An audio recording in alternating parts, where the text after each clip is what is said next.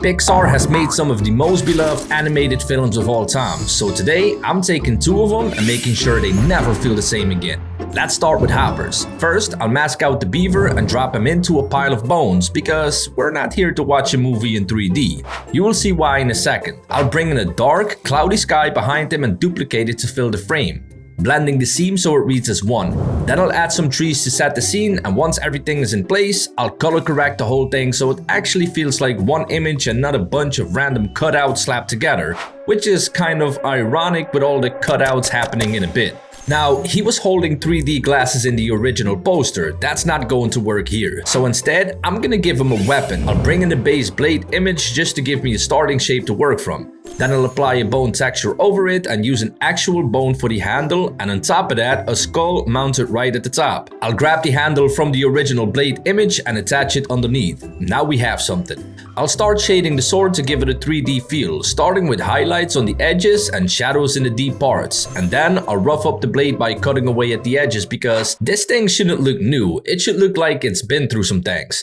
Once the sword is done, I'll place it into the beaver's hand and make sure it actually looks like he's holding it. Then I'll add an eye inside the skull and on the sword, just sitting there, watching. For his other hand, I'll bring in a loose skull, so now he's holding the sword in one hand and a skull in the other. Now, I'll add some fog into the scene because fog makes everything worse in the best way. So this is where it gets dark, and obviously I know it's dark in the image, but I meant blood. I'll bring in a woman's arm and puppet warp it so it's draped across the pile of bones like it just landed there. I'll integrate it with shadows and highlights, and then I'll add blood to it. Now, something inflicted this damage, so the sword gets blood too. Then I'll bring in her head and impale it in one of the bones in the pile. I'll close her eyes because, well, this is not The Walking Dead. Then I'll add blood on the neck, dripping down onto the pile underneath. But the beaver himself is looking a little too clean for someone who did all of this, so I'll add blood on him too, just to make sure it's clear who's responsible here. Finally, I'll bring a leg in closer to the camera to give the image some depth and a sense of scale.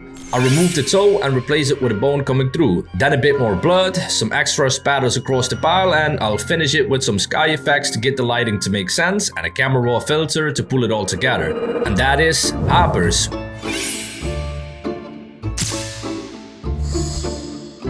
We still have Inside Out coming up next. And oh, if you don't want this beaver to show up at your doorstep tonight, don't forget to like and subscribe. Alright, now, Inside Out. So I'll start by laying in every element first. A control console, a floor, a stone cabinet behind it, warped with a fisheye effect so it follows the curve of the room, and then a wall behind that, and a chair. Once the room is built, I'll bring in the emotions one by one. Anger against the wall, and ironically enough, it angered me a lot to make this work. I'll separate the legs from the body to get the perspective right because there's a reason he's not standing. Something has happened to him. Sadness is already on the floor, so she barely needs any work. Now, Joy goes on the stairs. Then I'll puppet warp her so she actually looks like she's laying on him. Disgust gets placed with the rotate object tool so our perspective matches the room. And fear, well, fear is being fear, so he'll be wetting himself in the back.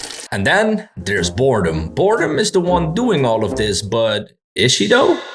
Then I'll close Anger's eyes. You probably think he is dead, but he is not. I've got something else planned for those eyes, and you're going to want to see this. Now, let me get back to Joy. She is too alive for what's happening in the scene, so I'll close her eyes too and replace her mouth with something closed. Now, I'll darken the entire scene and build the lighting back up from scratch. The light source is from above, so I'll shape the light accordingly, starting with a shape, then Gaussian blur on it, and a gradient so it falls off naturally, and then a brush to fine-tune it. I bring the light back onto the console, onto boredom, basically across each character. It's a long process, but this is what makes it feel real.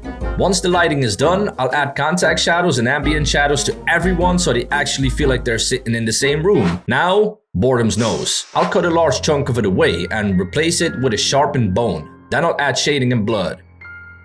Her nose is now a weapon and she has clearly been using it. Then we'll move on to Joy's arm. I'll separate it from a body and place it inside the cabinet in the back, kind of like a trophy. I'll add a clean hole where it was removed and blood underneath Joy where it happened.